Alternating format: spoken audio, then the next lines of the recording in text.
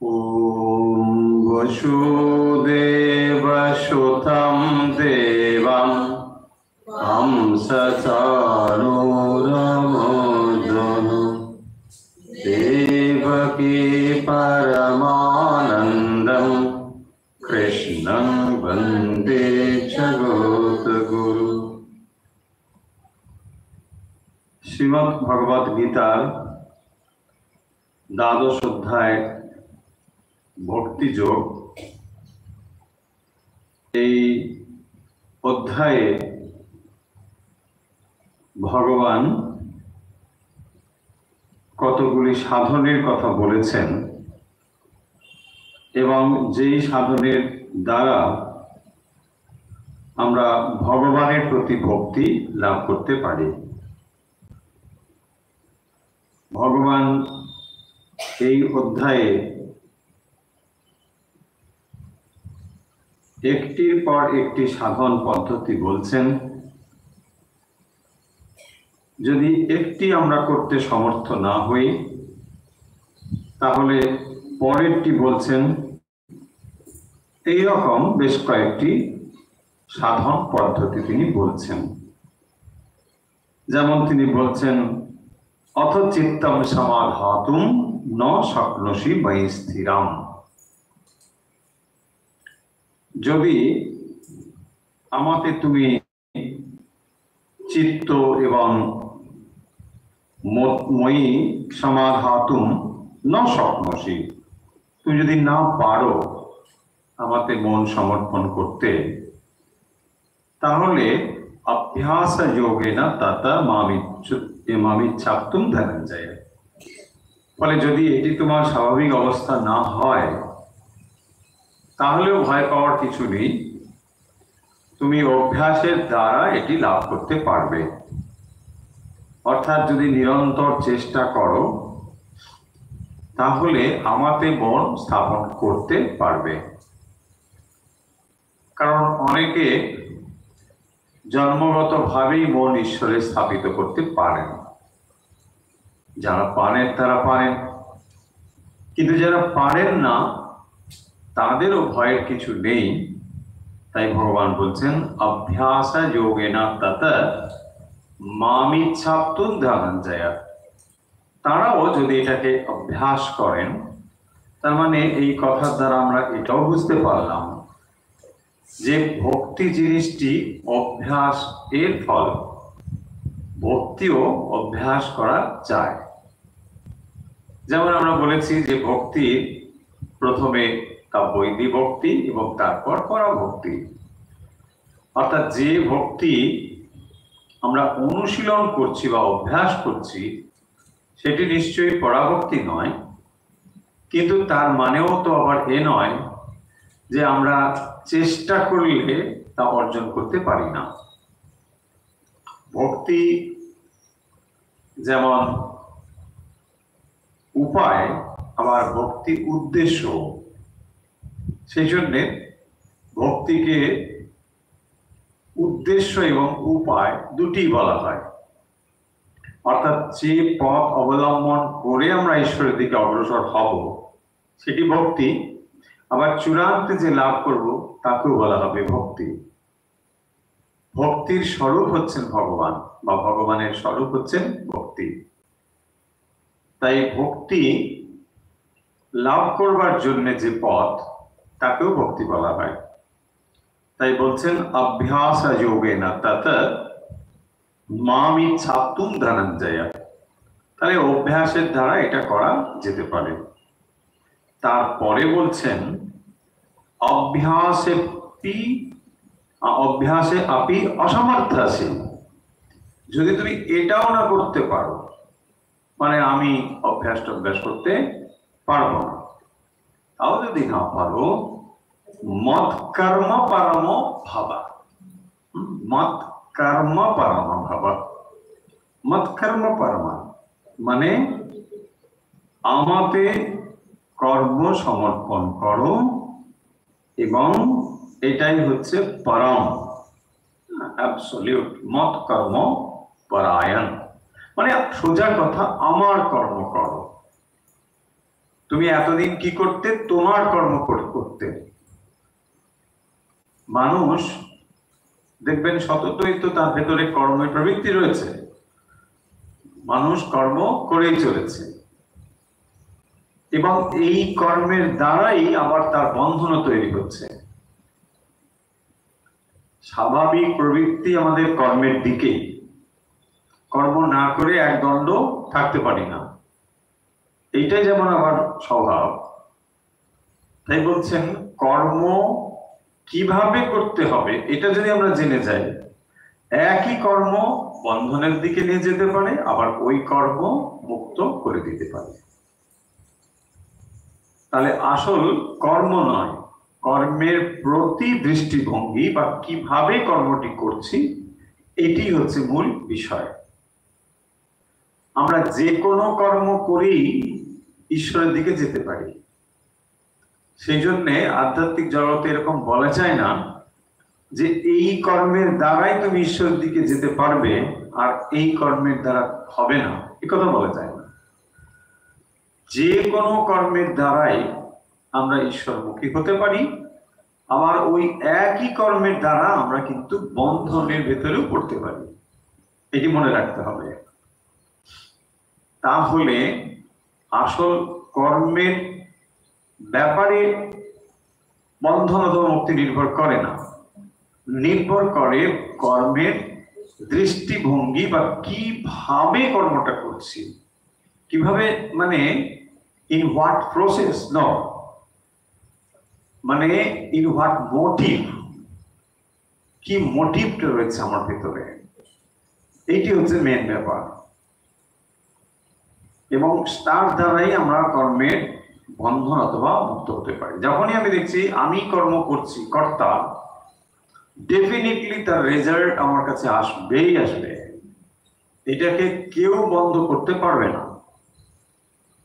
কারণ কর্ম যেমন হবে তার ফলও ঠিক সেরকম হবে, ভালো হলে ভালো, মন্দ হলে মন্দ, যাই কিছু হোক। তাহলে কর্মের পেছনে যখন কর্তৃত্ব রয়েছে, ডুয়ারশিপ রয়েছে, কর্মফল আমাকে ছাড়বে না। তাহলে আমি কর্ম থেকে মুক্ত হব কি করে? এখানেই বলা হয়েছে মত কর্ম পরম ভাবা। Whatever you do, do for God's sake. ভগবানের জন্য করো। এতদিন আমি আমার জন্য করতাম, এখন আমি ভগবানের জন্য করি, এইটুকু তফাৎ, আর কিছু না।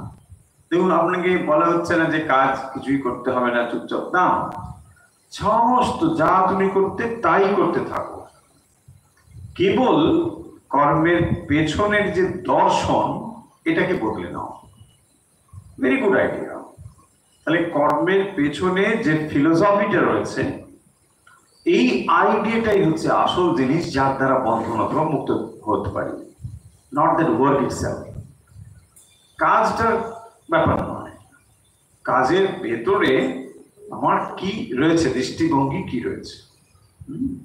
সেই জন্য স্পিরিচুয়াল ফিল্ডে বলা যায় না যে এই কাজ করে আমি মধ্য হবেন বা এই কাজ করে মুক্ত হবেন। এমন হতে পারে একজন পুজো করেও বদ্ধ হতে পারে, আবার একজন নর্দমা পরিষ্কার করেও মুক্ত হয়ে যেতে পারে। দেখুন, তফাৎটা ঠিক এই জায়গায়। মানে কাজে আমরা সাধারণত কি ভাবি যে পুজো বা গড রিলেটেড ওয়ার্ক, তার মানে এটা ভগবানের দিকে নিয়ে যায়। অ্যাপারেন্টলি ডেফিনেটলি এটা খানিকটা তো ঠিকঠাক আছে, কিন্তু অ্যাপারেন্টলি আবার আমরা ভাবছি নর্দমা পরিষ্কার করছে বা অন্য কিছু কাজ করছে, মানে সেটা একটা অন্য ধরনের কাজ, it not spiritual work something. কিন্তু ব্যাপারটা ঠিক তা নয়। ব্যাপারটা হচ্ছে যে কর্মের পেছনে কি মোটিভ আছে, তোমার উদ্দেশ্যটা কি। দেখুন, যিনি নর্দমা পরিষ্কার করছেন, তিনি যদি এরকম ভাবেন যে এই নর্দমা হলো ঠাকুরের, সমস্ত জগৎটা ঠাকুরের, আর এই নর্দমাও নিশ্চয়ই ঠাকুরের, অর্থাৎ যদি মন্দিরের হয় বা আশ্রমের হয় তাহলে সেটা ঠাকুরের সম্পর্কিত। আমি আমার এই কাজটা যদি করি তাহলে ভগবানকেই আমার সেবা করা হবে। ঠিক একই রকম ভাবে যে কোনো কাজকে যদি আমরা এই দৃষ্টিভঙ্গিতে পরিবর্তন করে নিতে পারি, তাহলে কিন্তু যে কোনো কাজই আপনার ঈশ্বরের সান্নিধ্য লাভে সহায়ক হয়ে উঠতে পারে। এটাই ভগবান এখানে বলছেন যে অভ্যাসে আপি অসমর্থা। তুমি যদি বলো যে আমি এইরকম করে পারবো না, মানে আমি অভ্যাস করে তারপরে চিত্তকে ভগবানে সমর্পণ করব, এখানেও একটা একটা অভ্যাস রয়েছে। এখন অভ্যাস অনেকে করতে পারবে, আবার অনেকে পারবে না এই জন্য ধরুন অভ্যাস করতে গেলেও তার জীবনযাত্রার উপরে একটা নিয়ন্ত্রণ থাকতে হবে। ধরুন এমন একজন মানুষ, তার জীবনযাত্রাটাই এমন একটা বাউন্ডুলে ব্যাপার, তো তাকে আপনি রুটিনে নিয়ে আসতে না পারলে অভ্যাসটা সম্ভব না। অভ্যাস মানে সেম জিনিস এভরিডে করতে হবে, তাই না? এটা অভ্যাস না। তাহলে অভ্যাস করতে গেলে একই সময় আপনাকে করতে হবে, আর একই সময় করতে গেলে আপনার জীবনযাত্রার নিয়ন্ত্রণ অবশ্যই দরকার। দেখুন না, যদি আপনি একটা মেডিসিনও খেতে বলেন ডক্টর যে 8টার সময় রোজ সকালে খাবে, তাহলে আপনাকে 8টার সময় খেতে হবে। আর একদিন 8টায় খাবেন, একদিন 10টায় খাবেন, একদিন 2টোয় খাবেন, হবে না। না, তার মানে আপনার জীবনযাত্রার ভেতরে একটা ছন্দ শৃঙ্খলা অবশ্যই রাখতে হবে। দেখুন, যাদের জীবনে এই শৃঙ্খলাটুকুও নেই এমন অনেক মানুষ থাকতে পারে, তো তারা অভ্যাসে অসমর্থ পারবেন না। যেমন গিরিশবাবুর কথাটা একটু স্মরণ করতে পারেন। ঠাকুরকে বলতেন, দেখো আমার খাওয়ার ঘুমোনো এসব সময় ঠিক নেই, বলতে না, যদি শুতে যাওয়ার সময় আবার ডাকবি, খেতে যাওয়ার সময় আবার ডাকবি, এসব বলেছে। বলছে আপনি বলতে পারেন, কিন্তু আমার ওসবেরও কিন্তু মানে ঠিক নেই, কবে হয়তো 2টোর সময় খাচ্ছি, কবে আবার 5টায় খাচ্ছি, এরকম হতে পারে। ফলে এরকম মানুষ থাকতে পারে। এই যে অভ্যাসে আপি অসমর্থা, হ্যাঁ, বলছে না অভ্যাস করতে পারবে না, আরে একটু যোগ্য ন। দেখুন, গিরিশবাবুর ভিতরে অনেক আগ্রহ ছিল, ঠিক আছে, কিন্তু এটা তার টনটনে জ্ঞান ছিল যে গুরুর কাছে মিথ্যেটা বলবো না, তাই না? যা বলবো হ্যাঁ একবারে ওটা মেনে চলবো, এদিকে টনটনে ছিল, গুরুর কাছে এইসব বলতে নেই। ফলে তিনি যে কথাটা পারবেন না সেটা দিচ্ছেন না, যে না মশাই আমি তা তো পারবো না, এমনি একটা কথা দিয়ে দিলাম, সেটা হবে না। সেই জন্য অভ্যাসে আপি অসমর্থা। তুমি যদি অভ্যাস করতেও না পারো, তাহলে একটা কাজ করো, মত কর্ম পরম ভাব, মত কর্ম পরায়ণ হও। যা করবে আমাতে আমার কর্ম করে বলে সমর্পণ করে কাজ করো। যা কিছু, যখনই আপনি যা কিছু করছেন, every moment try to remember that God is there and His work I am doing, I am performing His work, duty, His work. তো সব সময় যদি এই জিনিসটা আমাদের মনে থাকে, তাহলে অটোমেটিক গড রিমেম্বারেন্স হয়ে যাচ্ছে, যেটা আপনার জবের থেকে কোনো অংশে ন্যূন নয়। আপনি ভেবে দেখুন, হয়তো ভাবতে পারেন যে আচ্ছা জব করা ঠিক আছে, একটা টাইমে অভ্যাস, নো, এইটা কিন্তু তার থেকে আরো কঠিন। ভগবান বলতে যদি না পারো এটাই করো, বাট এটা অনেক বেশি কঠিন ওইটার থেকে। আপনি সকাল সন্ধ্যে যদি জব করতে বলেন, ঠিক আছে, সম্ভব আই ম্যানেজ ইট, নো, হয়ে গেল। কিন্তু যদি বলে প্রতি মুহূর্তে যে কোনো কাজ মত পরায়ণ হয়ে করো, সব সময় এক গ্লাস জল আপনি পান করছেন, ঠিক আছে, ভগবানকে স্মরণ করে পান করছেন। খাদ্য গ্রহণ করছেন, তাও আপনি করছেন। যে কোনো মুহূর্তে, যে কোনো অবস্থায় গড রিমেম্বারেন্স যদি আপনি আনতে পারেন, এটা মস্ত বড় সাধন, মস্ত বড় সাধন। যে কোনো অবস্থায় ভগবানের স্মরণ নেওয়া, আমি যা করছি সর্ব, এইটি বলেছেন মত কর্ম পরম, আমার কর্ম পরায়ণ হয়ে। কারণ সমস্ত সৃষ্টি আমার, তাহলে সৃষ্টি যদি আমার হয়, তাহলে এখানে তোমার বলে কি আছে? তোমার কিছু নেই। তোমার যদি কিছু না থাকে তাহলে আমারই হলো। আর আমার যদি হলো এইটা মনে রেখে তুমি করো, ব্যাস তাহলে হয়ে যাবে। দেখুন, দুটো জিনিস বলা হয়, আপনি যদি আমার আমার করেন, ভালো করে আমার আমার করুন, হবে। আর না হলে আপনি ভালো করে তোমার তোমার বলুন, তাহলেও হবে। এর মাঝখানে কম্প্রোমাইজ করলে হবে না, কিছুটা আমার কিছুটা তোমার হবে না। মানে কি বলতে চাইছি, আমার আমার মানে আমার পুরুষকার, আমি আমার চেষ্টায় ভগবান লাভ করবো, ব্যাস, ঠিক করো, খারাপ কিছু নেই। এটা হচ্ছে আপনার পুরুষকারকে আপনি সমর্থন করছেন এবং সেভাবে আপনি এগিয়ে চলেছেন, ঠিক।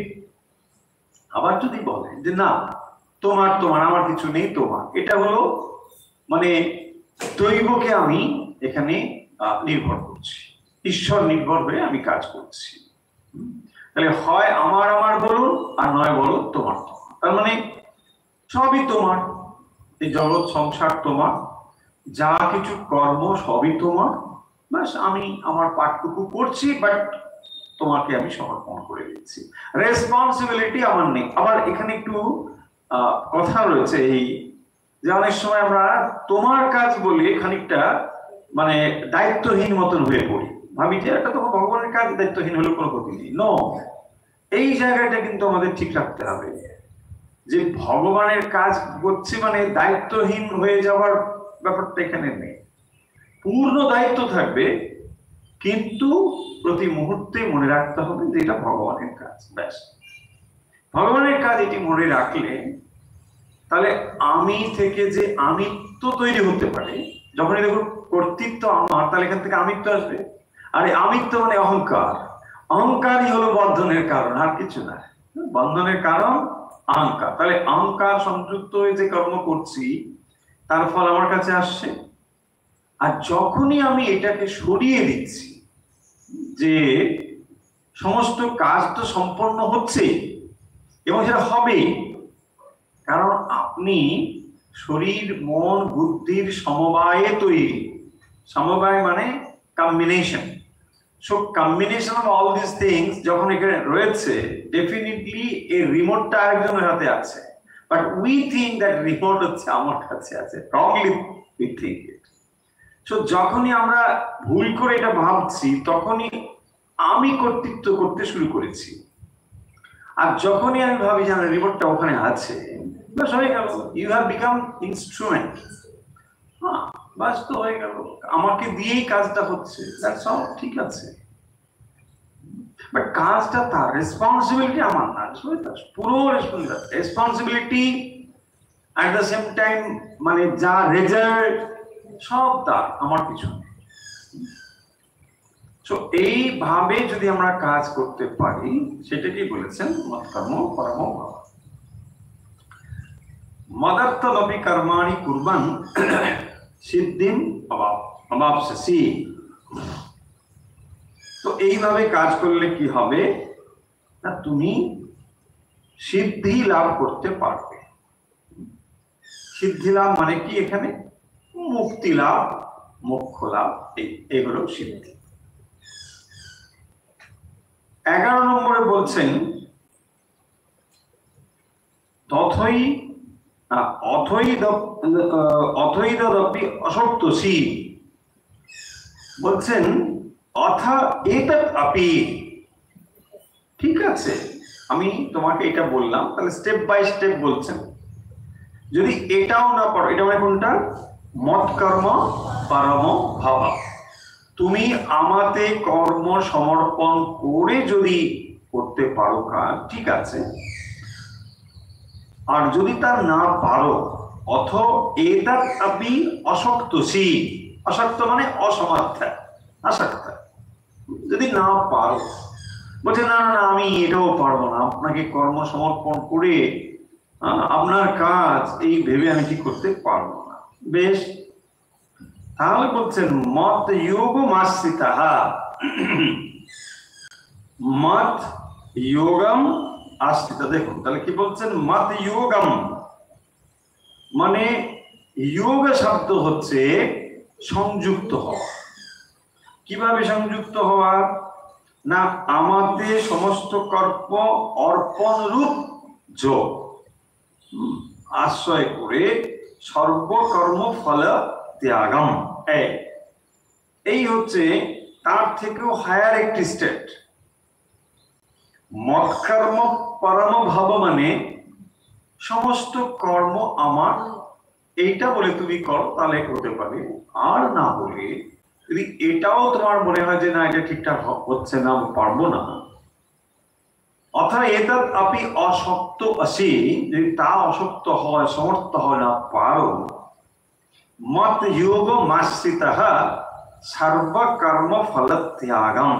দেখো তাহলে সর্বকর্ম ফল ত্যাগম, নট কর্ম ত্যাগম, কর্ম ফল ত্যাগম, সর্বকর্ম ফল ত্যাগম। আমরা কিভাবে কর্ম, কর্ম মানে এটা ফ্রুট প্রডিউস করবে, তাহলে কর্ম যদি ফল তৈরি করে এবং সেই ফল যদি বন্ধনের হেতু হয়, তাহলে সিম্পল ইকুয়েশন হচ্ছে কর্মটাকে স্টপ করে দাও। অবন্ধা বলছেন না, বলছেন কর্ম তো করবেই তুমি, কিন্তু ফলটা আমাকে সমর্পণ করে দাও। সর্বকর্ম ফল ত্যাগম, কারণ কর্মের ফলই জীবকে শরীর ধারণের জন্য বাধ্য করে। কর্মের ফল এর দ্বারাই জীব আবার শরীর ধারণ করে বাধ্য হয়। ফলে যদি আপনার মনে হয় যে আমি কর্ম করছি কিন্তু ফলটা আমি ভগবানের সমর্পণ করছি, এইটা নেক্সট স্টেপ বলছেন সর্বকর্ম ফল ত্যাগম তত কুরু যথাত্মবান। তা যদি তুমি করতে না পারো তাতে আমাদের সমস্ত কর্ম সমর্পণ রূপ যোগ আসে, মানে এটাই হচ্ছে যোগ।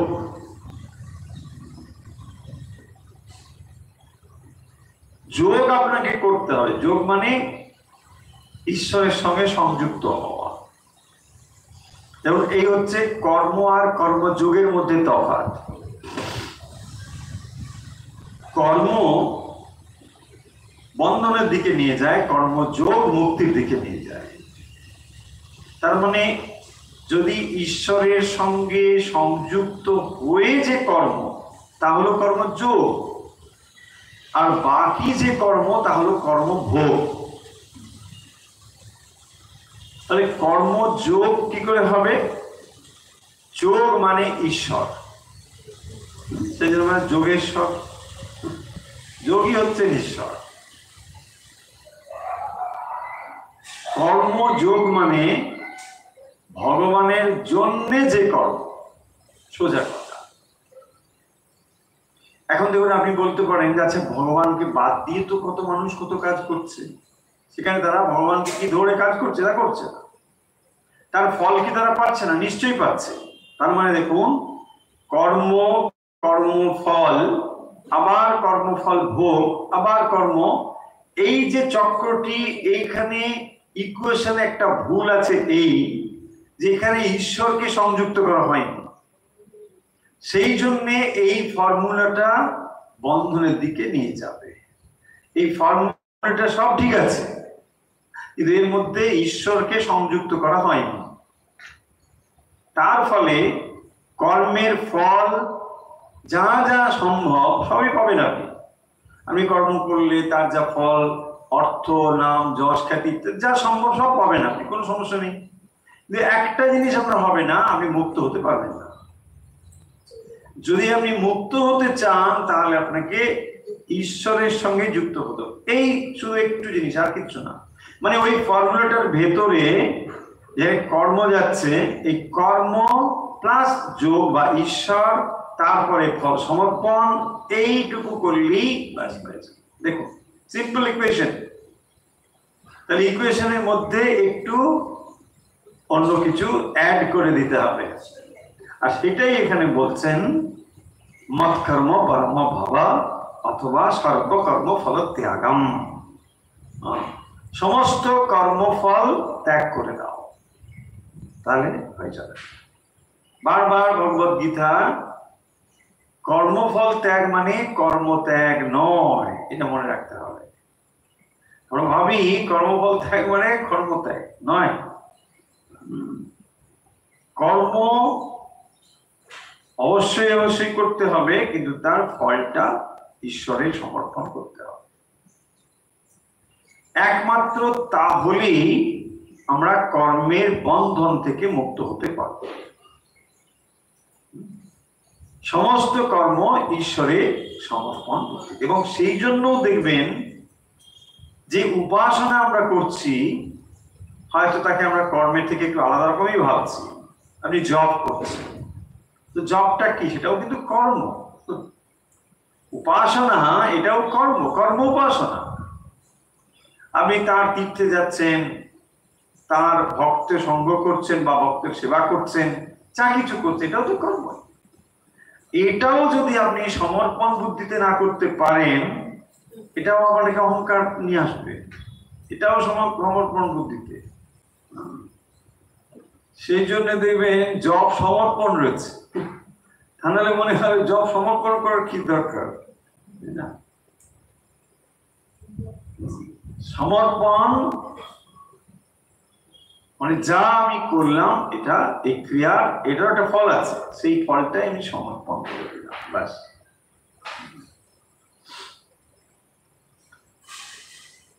যদি আমি সমর্পণ করে দিই, দেখুন যা আপনি সমর্পণ করে দিয়েছেন তার থেকে আপনি এক্সপেক্ট করতে পারেন না, এবং যখনই আপনি এক্সপেকটেশন ছাড়া কিছু প্রাপ্ত হন, সেটা কি? এটা প্রসাদ, ব্যাস। উইদাউট এনি এক্সপেকটেশন আপনি যেটা পাচ্ছেন, এটা আপনাকে পরিপূর্ণভাবে খুশি করে।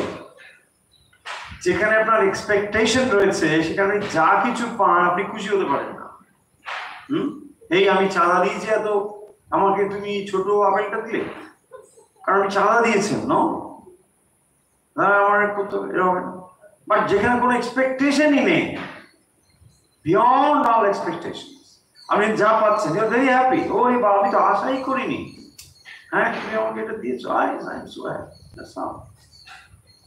সেখানে আপনি যা পাবেন ওটা প্রসাদ। প্রসাদের সিগনিফিকেন্স হচ্ছে এইটাই।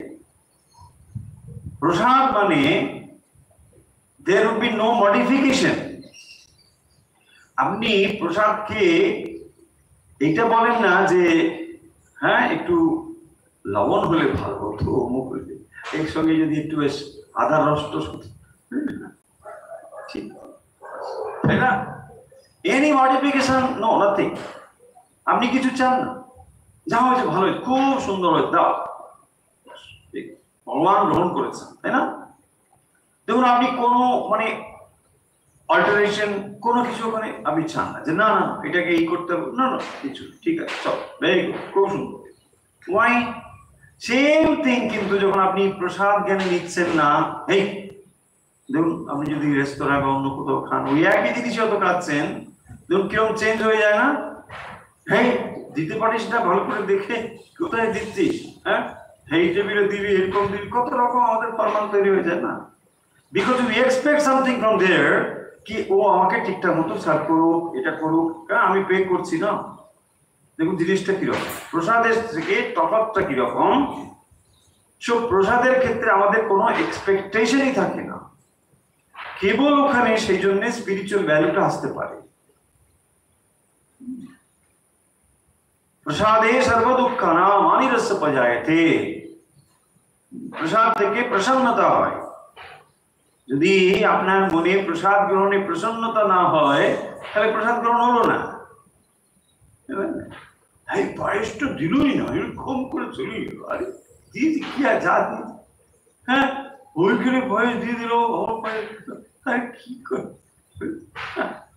তাই না? হ্যাঁ ভক্ত সম্মেলনে গেলাম, একই চাঁদা কাটলাম, তারপরে দেখি ওইখানে পায়েস বেশি, আমার কি রে বাবা। সব প্রসন্নতা থেকে, মানে এইটা খেলে আপনি তৃপ্ত হচ্ছেন, প্রসন্ন হচ্ছেন। প্রসাদ প্রসাদে সর্বদুঃখানাম হানিরস্য উপজায়তে। সেই জন্যই প্রসাদের এত মাহাত্ম্য। তা নাহলে কি আছে, প্রসাদে তো এই একই জিনিস না, ডাল সবজি ভাত যা খান ওই তো প্রসাদই খান, বলি তো এই তফাৎটা ওইখানে, তাই না? যে কোনো প্রসাদের ভেতরে দেখবেন আমাদের একটা পরম তৃপ্তি ভাব থাকে। কেন কি এটা আমরা মনে জানি, ভগবান গ্রহণ করেছেন। আবার এটাও তো ঠিক যে ঠিক ভাবে প্রসাদ যদি মানে ভগবানের কাছে নৈবেদ্য নিবেদন করা হয়, তিনি কিন্তু তা গ্রহণ করেন। এমন ভাববেন না যে গ্রহণ করলেন কিনা কি জানি, মনে হয় করলেন না, করেন। মায়ের কাছে প্রশ্ন করা হয়েছিল, মাতার উত্তর দিয়েছে, ঠাকুরের কাছে প্রশ্ন উত্তর আছে। বলছেন দেবতার দৃষ্টি সূক্ষ্ম রূপে ওই প্রসাদকে স্পর্শ করে এবং সেই জন্য তার দৃষ্টি হচ্ছে পূর্ণ দৃষ্টি বলে যা আছে ওটাই থাকে। আমরা ভাবি যে এক থালাই তো দিলাম, খেয়ে নিলে তো হাফ হয়ে যেত, তা তো হচ্ছে না, কারণ তার দৃষ্টি হচ্ছে এমন। আমাদের দৃষ্টি কি করে, আংশিক খর্বতা করে দেয়, সব সর্বনাশ করে দেয়। ভগবানের দৃষ্টি পরিপূর্ণ করে দেয়। তিনি যা গ্রহণ করেন সেটা হচ্ছে দৃষ্টি গ্রহণ করেন, মানে দৃষ্টি দিয়ে তন্মাত্রা সূক্ষ্ম তন্মাত্রাকে তিনি গ্রহণ করেন, আবার তার দৃষ্টিতে ওটা পরিপূর্ণ হয়ে যায়, যা ছিল তাই হয়ে যায়। সেই কারণের জন্য আমরা দেখি ওই এক থালা দিলাম তো এক থালাই থাকলো, তাহলে ভগবান খেলো কোথায়? কিন্তু এই যে সূক্ষ্ম ব্যাপারগুলো আছে এগুলো স্থূল চোখে স্থূল দৃষ্টিতে ধরা পড়ে না। তাই মৎকর্ম পরমো ভব অথবা সর্বকর্ম ফলত্যাগ মানে সমস্ত কিছু ভগবানের সমর্পণ করা, সমস্ত কর্মের ফল ভগবানের সমর্পণ করা। আমরা বোধহয় এই পর্যন্ত পড়েছি, এবারে 12 নম্বর একটু পড়ে নিই। এই পর্যন্ত কতগুলো কথা তো বলাই হলো, একটার পর একটা স্টেপ বাই স্টেপ উপাসনার কথা বলেছেন। শ্রেয় হি জ্ঞানমভ্যাসাৎ জ্ঞানাৎ ধ্যানম বিশিষ্যতে ধ্যানাৎ কর্মফলত্যাগ ত্যাগ শান্তি অনন্তরম। কি আছে একটু দেখে নি। বলছেন দেখুন, শ্রেয় হি জ্ঞানমভ্যাসাৎ, অভ্যাসাৎ, অভ্যাসের থেকে, তাহলে ওই যে কথাগুলো আগে বলা হচ্ছে।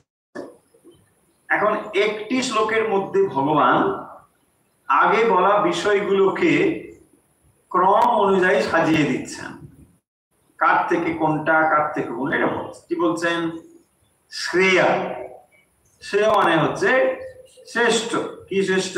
কি জ্ঞানম অভ্যাসাৎ জ্ঞানাৎ ধ্যানম বিশিষ্যে।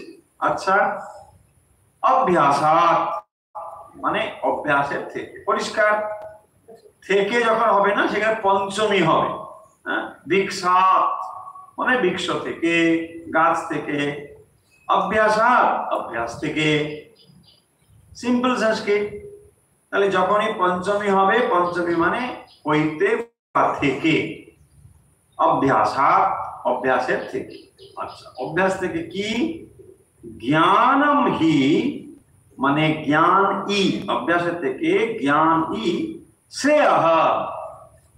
তাহলে অভ্যাসের থেকে জ্ঞান হচ্ছে শ্রেষ্ঠ, এইটুকু বুঝি। অভ্যাস মানে মানে যদি না বুঝে সুঝে একটা মানে অভ্যাস করে যাচ্ছে, গা পা মা মা পা ওইটাই করে যাচ্ছে, গা মা মা মা পা গা, গা মা মা মা পা গা মা মা মা। হয়তো গত 10 বছর ধরে করে করে ধরে ওটা হয়ে গেছে। এখন যদি তাকে বলা হয় না সা রে গা, বুঝছি বাবা কি বলছি, আমি তো এটাই করেছি, গা গা গা না হবে না, কিছুতেই পারবে না। দ্যাটস হোয়াট কি বলছেন, অভ্যাসাৎ জ্ঞানম শ্রেয়ঃ, মানে আননেইংলি একটা বোকার মতন অভ্যাস করার থেকে জ্ঞানম শ্রেয়ঃ। আচ্ছা, বোঝা যাচ্ছে?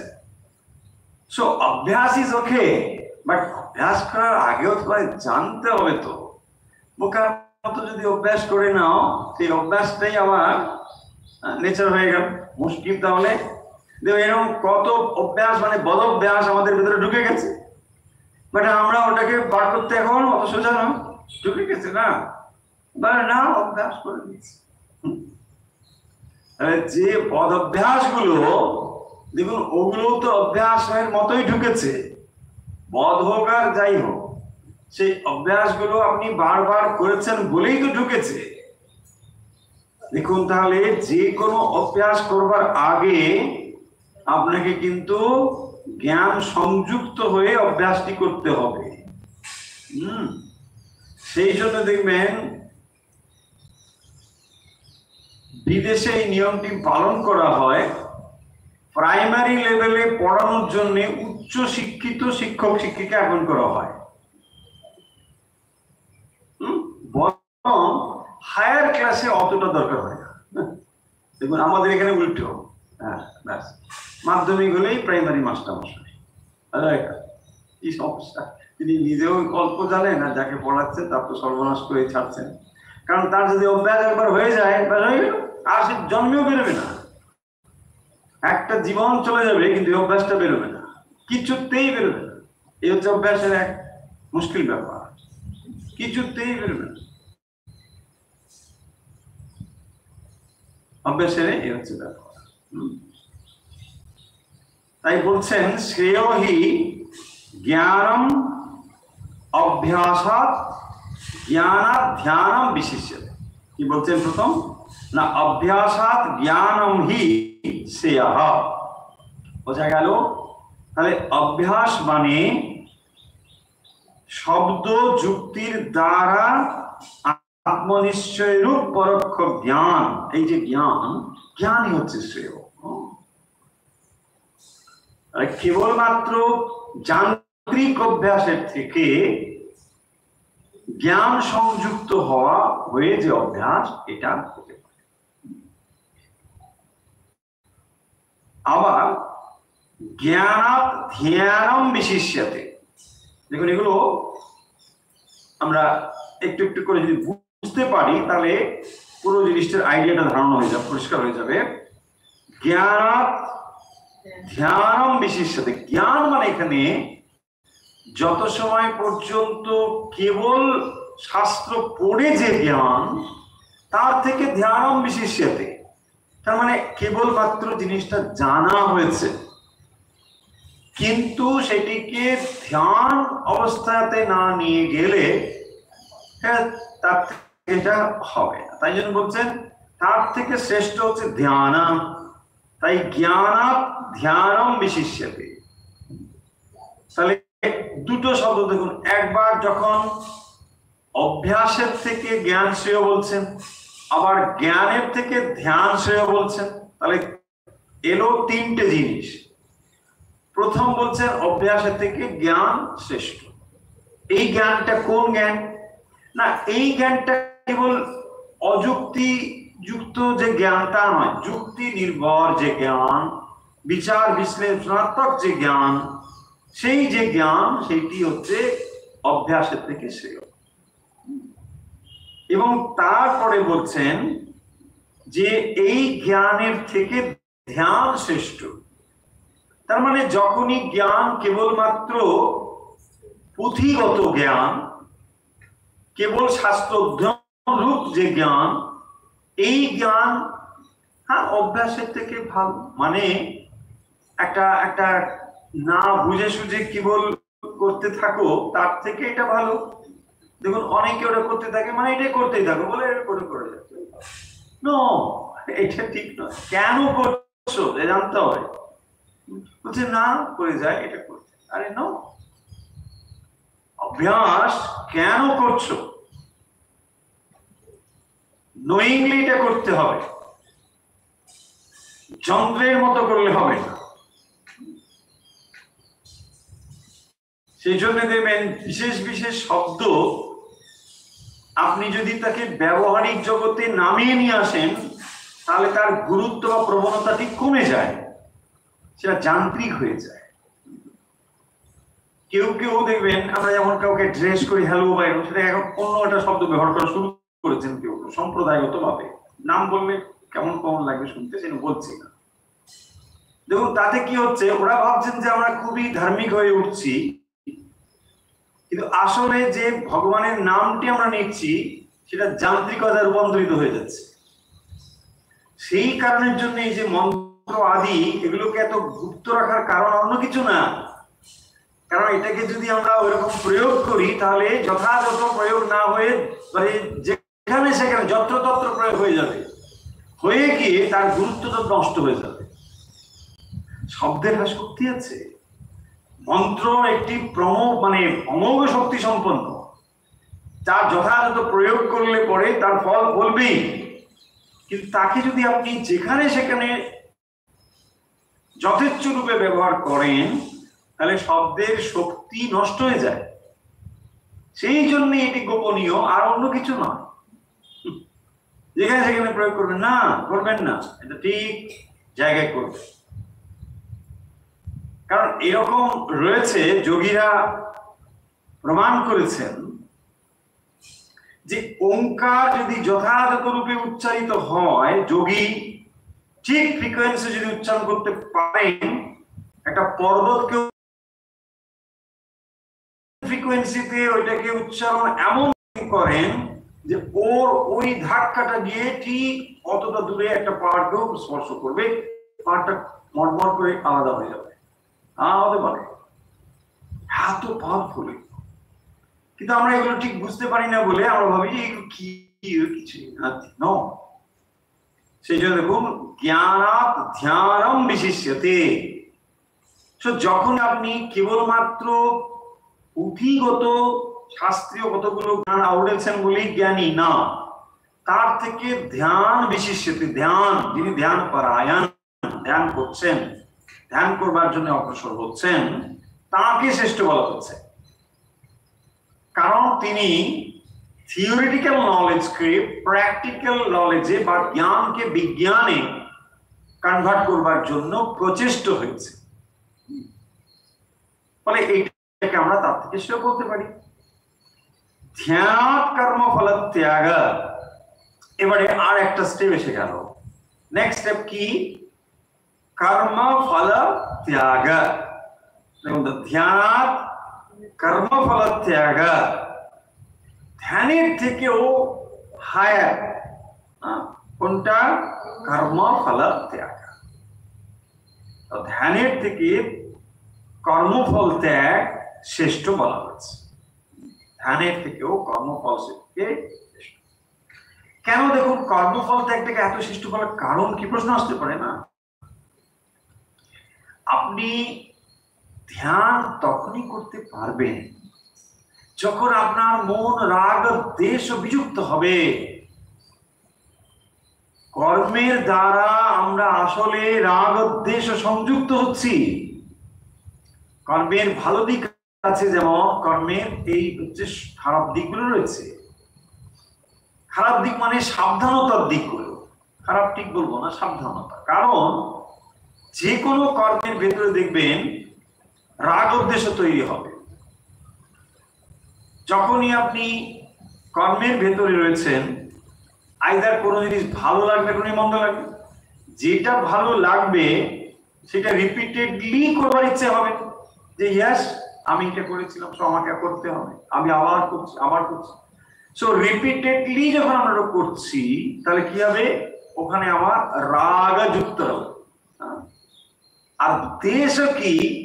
নেগেটিভ রাগ। যে জিনিসটি আমি পরিহার করতে চাই সেটাকে আমি সবসময় দূরে দূরে রাখতে চাইছি, তাহলে এটাও কিন্তু নেগেটিভ অ্যাটাচমেন্ট। তাহলে মাইন্ড যত সময় পর্যন্ত রাগ দেশ বিযুক্ত না হয়, সেই মাইন্ড কখনোই ধ্যান মানে সমাধিমগ্ন হতে পারে না।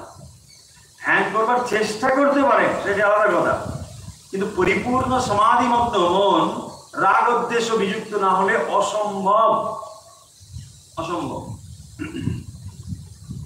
দেখুন, সেই জন্য বিশেষত বলেছেন, তাহলে আপনি ধ্যান পরায়ণ হচ্ছেন ঠিক, কিন্তু যদি কর্মফল ত্যাগ না হয়, সর্বকর্মফল ত্যাগ, সেই জন্য বলছেন কর্মফল ত্যাগ। কর্মফল যদি আপনি ত্যাগ করে দেন, তাহলে দেখবেন আপনার মন ডেফিনেটলি সমাধিমগ্ন হবেই হবে। যে মনে রাগ দ্বেষ সর্বদাই বিরাজ করছে, সেই মন সমাধিমগ্ন হওয়া অসম্ভব, প্রায় অসম্ভব। সেই জন্য এই জিনিসগুলো আমাদের গুরুত্বের সঙ্গে চিন্তা করতে হবে। এ কথার অর্থ এই নয় যে সাধারণ জব দেন ছেড়ে দিতে হবে, তা নয়। ওটাও যেমন আমরা করছি, পাশাপাশি এই মনটিকে তৈরি করবার জন্য যেগুলো দরকার সেগুলো আমাদের ভাবতে হবে। আমার মন কেন সমাধিমগ্ন হয় না, আমার মন কেন ধ্যানমগ্ন হয় না? কারণ মনে সর্বদাই সংকল্প বিকল্প ও রাগ দ্বেষ চলছে। এই রাগ দ্বেষ সংকল্প বিকল্প সর্বদাই চলছে বলে মন সমাধিমগ্ন হচ্ছে না। রাগ উদ্দেশ্য বিভক্ত হতে হবে আমাকে, তবেই আমি সমাধিমগ্ন হতে পারবো। সেই জন্য এখানে ভগবান এই কথাটি বলছেন, ধ্যান কর্মফল ত্যাগ। তাহলে ধ্যানের থেকেও আরো হায়ার স্টেট হচ্ছে কর্মফল ত্যাগ। কর্মফল দেখুন, আপনি এভরিডে এক্সপিরিয়েন্সের মধ্যে এটা নিয়ে আসতে পারবেন। যখন আপনি ঘুমোতে যাচ্ছেন, মনের ভেতরে যদি থটস গুলো থাকে, সেই থটস আপনাকে কিছু ঘুমোতে দিচ্ছে না, তাহলে আপনি সমাধি মানে যখন মন সম্পূর্ণভাবে অ্যালার্ট আছে, অথচ বিষয় না থাকার ফলে থটস গুলো শান্ত হয়েছে। তার মানে আপনি নিদ্রা যে অনুভব করেন সেখানে অ্যালার্টনেস থাকে না। সমাধি অবস্থা হচ্ছে পূর্ণ অ্যালার্টনেস রয়েছে, অথচ মন বিষয়কে গ্রহণ করতে পারছে না, কারণ মনের বিষয়ই নেই আর গ্রহণ করবার মতো। তফাৎটা ভালো করে বুঝবো। সেই অবস্থাটি লাভ করতে গেলে তাহলে মনকে কতটা পিউরিফাই করতে হবে, তাহলে ওখানে আমি বুঝতে পারবো না। তাই বলেছেন ধ্যান কর্মফল ত্যাগ।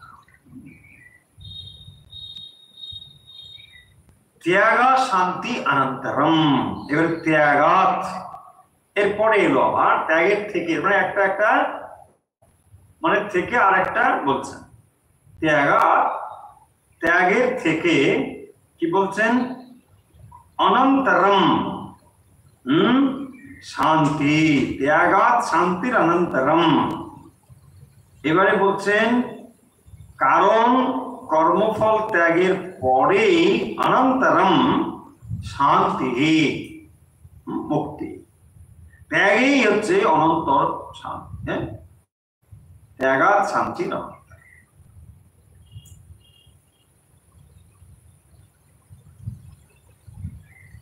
অনন্তর প্রশান্তি ত্যাগে। তাহলে আমরা যে শান্তি পাচ্ছি না, কারণ ত্যাগ করতে আমরা পাচ্ছি না, সেই জন্যই শান্তিটা লাভ করতে পারছি না। এই যে সাধনাগুলো পরপর বলা হচ্ছে, দেখুন একটা স্থূল থেকে ক্রমশ সূক্ষ্মের দিকে যাচ্ছে। যখনই যে কোনো উপাসনা বা সাধনা ফিজিক্যাল লেভেলে হবে, এটা গ্রস হবে, অনেক স্থূল হবে। ওটাই যখন থটস বা মেন্টাল লেভেলে হবে, তখন দেখবেন ওটা আরো বেশি সার্কেল হয়ে যাবে, আরো কঠিন হয়ে যাবে। সেই জন্য দেখবেন ফিজিক্যাল লেভেল আপনি 1 ঘন্টা করতে পারবেন, কোনো অসুবিধা নেই, কোনো ব্যাপারই না। আপনি 1 ঘন্টা হাঁটুন না বলে হেঁটে দিচ্ছে 1 ঘন্টা, লোকে তো 1 ঘন্টা হাঁটিয়ে। কিন্তু 1 ঘন্টা আপনি মেডিটেশন করুন, very tough. Why? It is mental only, না, মনের সঙ্গে কাজ করা, থটস এর সঙ্গে কাজ করা। সেই জন্য এটা অনেক বেশি সার্কেল হয়ে যাবে, অনেক কঠিন হয়ে যাবে। তাই মনকে ট্রেন করা অনেক বেশি প্রয়াসের প্রয়োজন হয়। ফিজিক্যাল লেভেলে যে কোনো কিছু করাটা অনেক বেশি সহজ। আপনি পেশি বাড়াতে চান, চলে যান জিমে, এই হয়ে গেল, পেশি বেড়ে যাবে, কদিন পরে হয়ে যাবে না। ওয়েট লস করতে চান, অর্গেন করতে চান, যা কিছু করুন, হয়ে যাবে। ফিজিক্যাল লেভেলে এনিথিং অনেক বেশি সহজ, কিন্তু মেন্টাল লেভেলে ওটা অত সহজ, অত্যন্ত কঠিন। সেই জন্য দেখুন, শ্রেয়হি জ্ঞানম অভ্যাসাৎ। তাহলে অভ্যাসের থেকে, অভ্যাস মানে যেটা ফিজিক্যাল লেভেলে ধরুন, জ্ঞানটা তার থেকে শ্রেয় হবে। জ্ঞান এর থেকে ধ্যান, এটা আরো কঠিন হয়ে যাবে। এবং তার থেকেও কর্মফল ত্যাগ, এটা আরো বেশি কঠিন। কর্মফল ত্যাগ হলে কি হবে না, ওটাই শান্তি, হ্যাঁ, অনন্তার শান্তি।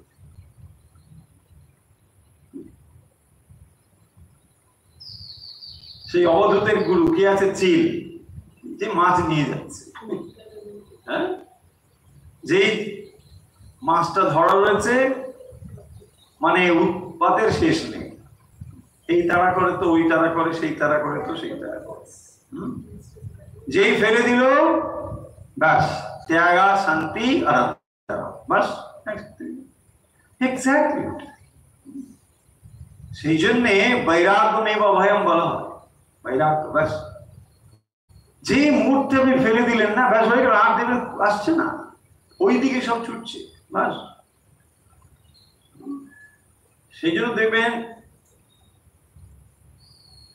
যখন আপনি কোনো ক্ষমতা, বিষয় ইত্যাদির সঙ্গে যুক্ত রয়েছেন, তখন দেখবেন মানে মানুষ আপনার পেছনে ছুটছে, কত কিছু। আবার যে আপনি ক্ষমতা থেকে সরে আসছেন, বিষয় থেকে সরে আসছেন, বার্তান ও পৃচ্ছতি কোপি না গিয়ে, কি দিদি কেমন আছেন, আর কেউ যখন আপনার অর্থ আছে, সকালে সন্ধে, দিদি ঠিক আছেন তো, ভালো আছেন তো, আমি কি ডাক্তার দেখাবেন, ও করুন, বাবা মানে কি আমার পরম ভিতরে, কারণ দেশের অর্থতত্ত্ব আছে, লোকে সেই জন্য খবর। আর যদি এটা না থাকে, কেউ জিজ্ঞাসাই, কেউ নিজের লোকও জিজ্ঞাসা করবে না, তাই না। বার্তানো পৃচ্ছতি কোপি না গিয়ে, হ্যাঁ, বাড়িতে আপনি যদি পড়েও থাকেন, বাড়ির মেম্বাররাও জিজ্ঞাসা করবে না, হ্যাঁ, কি চা খেয়েছো, দরকার নেই, বুড়ো তো তার করে থাকবো, এদিকে চলো, ওদিকে যেও না বাবা, এদিকে চলো, গেলেই খপ করে কেসে আবার কি বলতে পারে, চলো, তাই না। দেখুন, বুড়ো হইতে সব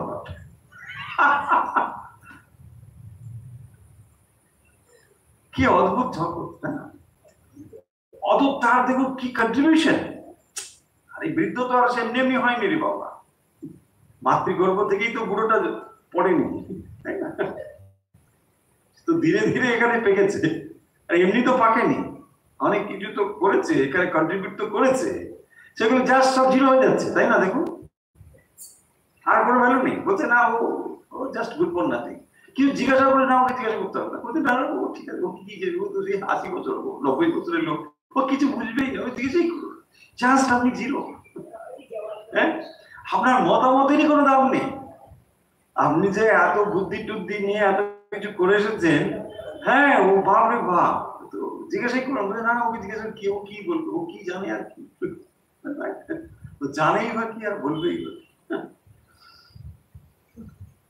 12 নম্বরে দেখুন, আমরা এটা পড়লাম, এখানে আমরা স্টেপ গুলো পড়ছি, মানে ভগবান এই কথাগুলো আগে বলে দেওয়ার পরে এখন বলছেন যে অভ্যাসের থেকে জ্ঞান, আবার জ্ঞানের থেকে ধ্যান, এবং সর্বশ্রেষ্ঠ হচ্ছে কর্মফল ত্যাগ। কারণ কর্মফল ত্যাগই অনন্ত শান্তি। যে শান্তি আপনি লাভ করতে চান, সেটা কর্মফল ত্যাগেই হবে। তাহলে সর্বদাই যে কর্ম আমরা করে চলেছি, যদি আমরা সেই কর্মটি সচেতন ভাবে কর্তৃত্ব সংযুক্ত হয়ে করি, তার ফল বলবেই বলবে। কারণ কর্ম করতে গেলে কর্তৃত্ব সংযুক্তই করতে হবে, ডুয়ারশিপ থাকতে হবে না। আমি তো করছি, কিন্তু আমি করলেও ফলটা আমি গ্রহণ করতেও পারি, নাও করতে পারি। এই অপশনটা আমার কাছে আছে। কারণ যখনই আপনি কাজ করছেন তখনই আপনার ডুয়ারশিপটা আছে, যে আমি তো করছি, তাই না? এবং সেইটিকে যদি সমর্পণ করে দিতে পারেন, ব্যাস তাহলেই হয়ে যাবে। বিশিষ্যতে যা বলা আছে। এরপরে আমরা কতগুলো গুণের কথা বলবো, মানে ভগবান এই অধ্যায়ে ঠিক পরবর্তী শ্লোক থেকে বলবেন কতগুলো বিশেষ গুণের কথা বলবেন, যে গুণগুলো হচ্ছে স্পিরিচুয়াল ভ্যালু। এবং শুধু তাই নয়, ভক্তেরও এগুলো একটা বিরাট বিরাট গুণ। যদি আপনি ভগবানের যথার্থ ভক্ত হতে চান, তাহলে অল্প বিস্তর হলেও এই গুণগুলো আপনার ভেতর থাকতেই হবে। ভগবান এখানে সেই জন্য বলছেন যে মত ভক্ত সমেত প্রিয়, আমার ভক্ত, প্রিয় ভক্ত, এইগুলো তার ভেতরে থাকবে, যে আমার প্রিয় ভক্ত হবে। বলে তিনি অদ্দেষ্টা সর্বভূতানাং মৈত্র করুণেবচা নির্মম নিরহংকার সমদুঃখ সুখ স্বামী, এরকম করে কতগুলো গুণের কথা বলবে। যার প্রথমটি হচ্ছে অদ্বেষ্টা, মানে দ্বেষ শুদ্ধ। দেখো, তাহলে মনের ভেতরে যদি দ্বেষ ভাব থাকে, সেই মন যথার্থ ভক্ত হতে পারবে। ভগবানের যথার্থ ভক্ত হলে তার ভেতরে মনকে দ্বেষ শূন্য হতে হবে। দ্বেষ, রাগ, দ্বেষ। দ্বেষ মানে হচ্ছে এটাকে অ্যাভয়েড করা। আমরা নর্মালি কেউ যে অপছন্দ করি, সে অ্যাভয়েড করি, এটাও আপনার মনের ভেতর থাকা চলবে না। তারপরে দেখুন, আপনি ভক্ত হতে গেলে এই জগতে যার যার সঙ্গে যেমন যেমন হয়ে থাক না কেন, তার সেটেলমেন্টটা করে নিতে হবে। মানে আপনার অ্যাকাউন্টটাকে পুরো সেটেল করে তারপরে আপনাকে ভক্ত হতে হবে। মানে ব্যালেন্স শিট আপনাকে ঠিকঠাক করে তারপরে কাজে লাগতে হবে। মানে আমি ওখানে একটু এরকম করে দিলাম, ওখানে একটু এরকম, না না না না না না না, এটা হবে না। আপনি কিছুতেই করতে পারবেন না। ঠিক আছে, ও যা, দেখেন আমি সন্ধ্যাবেলা জব ধ্যান করছি, আরে কিচ্ছু হচ্ছে না, সব জব আর ধান, কিচ্ছু হবে না। মনকে দেশ শূন্য করতে হবে। আচ্ছা, কি করে করবো? আজকে সময় নেই, তো আজ একটু এই পয়েন্ট করবো, একটু কথা বলবো, শেষ করবো। কি করে মনকে দেশ শূন্য করবো, তাই না? ডেফিনেটলি ধরুন, যে আপনাকে কষ্ট দিয়েছে তার প্রতি আপনার মনে একটা রাগ থাকতে পারে, একটা একটা একটা বিদ্বেষ ভাব থাকতে পারে। সেটেলমেন্ট এইভাবে আপনাকে করতে হবে যে তিনিও ভগবানের অংশভূত, তার জন্যও ভগবানের কাছে আপনি প্রার্থনা করবেন। আমি বলছি না যে তার কাছে কি হাতে পায়ে ধরতে হবে, তা বলো, দরকার নেই, সেটার কোনো প্রয়োজন নেই। কেবল এটি আপনি যদি পোষণ করেন যে না, ঠিক আছে, ভগবান ওর মঙ্গল করো, আমি তোমার জন্য, মানে তোমার কাছে ওর জন্য প্রার্থনা করছি। দেখুন, বাস্তবিক যে আপনাকে দুঃখ দিয়েছে সে আপনাকে সাহায্যই করছে। এই জগতে যে আপনাকে দুঃখ দিয়েছে, আঘাত করেছে, আপনি জানুন সে আপনার পরম বন্ধু। তাই জন্য তাকে এই কথাটা বলতে দরকার নেই, কারণ এটা তার মর্যাদা, সে বুঝবে না, সেটাকে দুর্বলতা হতে পারে, দরকার নেই। আপনি যেটা করতে পারেন, সেই মানুষটির জন্যও ভগবানের কাছে প্রার্থনা করতে পারেন। তাহলেই দেখবেন আপনার মন ধীরে ধীরে দেশ মুক্ত হয়ে যাবে, যে না, আমি সবার জন্য প্রার্থনা করতে পারি, যে আমার পরম শত্রু আমি তার জন্য ভগবানের কাছে প্রার্থনা করছি। ইয়েস, কারণ আলটিমেটলি শত্রু মিত্র বলে কেউ নেই, আলাদা, সকলেই আমরা এক। ফলে সেই যদি এক হয়ে থাকি, মনকে দেশ মুক্ত করতে হলে তার জন্যও ভগবানের কাছে প্রার্থনা করতে হবে। কারণ দেখুন, বন্ধু আপনাকে যা সাহায্য করেছে তার থেকে শত্রু আপনাকে বেশি সাহায্য করেছে। তাই জন্য আমার মনে হয় তার জন্য বেশি প্রার্থনা করতে হবে। তুমি আমাকে অনেক বেশি সাহায্য করেছো, আমি তোমার জন্য অনেক বেশি কৃতজ্ঞ আছি। তুলনায় যে বন্ধু, তার তুলনায় মানে অনেক বেশি কৃতজ্ঞ। কারণ বন্ধু আপনাকে সাহায্য করে ঠিকই, শত্রু আপনাকে সাহায্য করে, কারণ আপনি সর্বদাই শত্রুর থেকে সতর্ক থাকেন। আপনাকে অ্যালার্ট রাখার জন্য শত্রু সবসময় তৈরি আছে। দেখুন, তাহলে আপনার সাহায্য করছে না? করছে তো। ও যদি না থাকতো তাহলে আপনি অন্য কিছু করতে পারতেন। ও আছে বলে আপনি করেন না। ধরুন ওখানে ময়লা ফেললে বকে দেবে, তাই জন্য আপনি ফেলেন না। কারণ ও সবসময় এখানে ময়লা ফেলবেন না, দেখুন ফেললেই ইচ্ছা করবো আমি রেডি আছে, না করা যাবে। দেখুন ঠিক এক্স্যাক্টলি ওভাবেই যে আপনার পরম শত্রু বলে মনে হচ্ছে সেও কিন্তু আপনাকে সাহায্য করছে। যে কোনো সিচুয়েশনকে যদি আমরা ঠিকঠাক ভাবে বিচার বিশ্লেষণ করে গ্রহণ করতে পারি, দেখব এই জগতে কোনো সিচুয়েশনই খারাপ নয়, কোনো সিচুয়েশনই খারাপ নয়। আর জগতের প্রত্যেকটি মানুষই আপনাকে শিক্ষা দিচ্ছে। এমনকি একটি খারাপ মানুষ, তথাকথিত খুবই ধরুন মানে খারাপ চরিত্রের মানুষ, খুবই খারাপ মানুষ, সেই মানুষটিও জগৎকে শিক্ষা দেয়। আমরা শিক্ষা নিতে পারি না, সেটা বড় কথা, কিন্তু সেও বলে যাচ্ছে দেখো ভাই এটা করো না, এটা করে আমার এই হয়েছে, তোমরা এটা করবে না। দেখুন এই টিচিংটা তো সে দিয়ে যায়। সে হয়তো বিরাট শাস্তি পাচ্ছে, সাজা পাচ্ছে, তাই না? হয় না? একজন খারাপ কাজ করে বিরাট শাস্তি পেয়েছে, সাজা পেয়েছে, তা সে কি কিছুই শেখাচ্ছে না? শেখাচ্ছে তো। সে তো বলে যাচ্ছে তোমাদেরকে দেখো এই নলেজটা আমি দিয়ে যাচ্ছি, তোমরা এটা করো না। বা ধরো নেশাগ্রস্ত হয়ে সে শরীরটা তার তাড়াতাড়ি মারা গেল, সে তো বলে যাচ্ছে ভাই এই নেশাটা করো না। দেখুন, তাই আমরা নিতে পারি না, এটা আলাদা জিনিস। কিন্তু এই জগতে প্রতিটি জীব, প্রতিটি মানুষ প্রতিটি মুহূর্তে আপনাকে শিক্ষা দিয়ে চলেছেন। আমরা নিতে পারি না। প্রত্যেকটি মানুষই কিন্তু একটা করে টিচিংস প্রতি মুহূর্তে দিয়ে যাচ্ছে। তিনি যদি সফল হন তাহলে প্রেরণা হচ্ছে, দেখুন হাজার হাজার মানুষকে তিনি প্রেরণা দেবেন।